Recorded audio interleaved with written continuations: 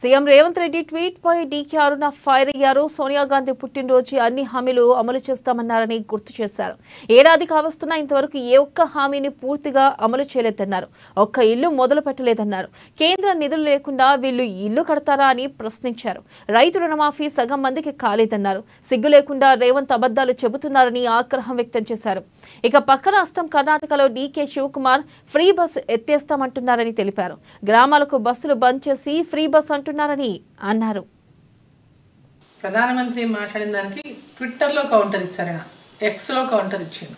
ఈయన కూడా ఒక ట్విట్టర్ పిట్ అయిపోతున్నట్టుంది కేటీఆర్ లాగానే. మీరు ఎక్కడ ఎలక్షన్లో వస్తే అక్కడ అబద్ధపు హామీలు ఇస్తున్నారు, నెరవేరని హామీలు ఇస్తున్నారు. ఇప్పటిదాకా ఇచ్చిన హామీలు నెరవేర్చని హామీలు మళ్ళీ ఇంకో చోట ఇస్తున్నారు. మిమ్మల్ని ఎన్ని హామీలు ఇచ్చినా హర్యానా ప్రజలు నమ్మలేదు.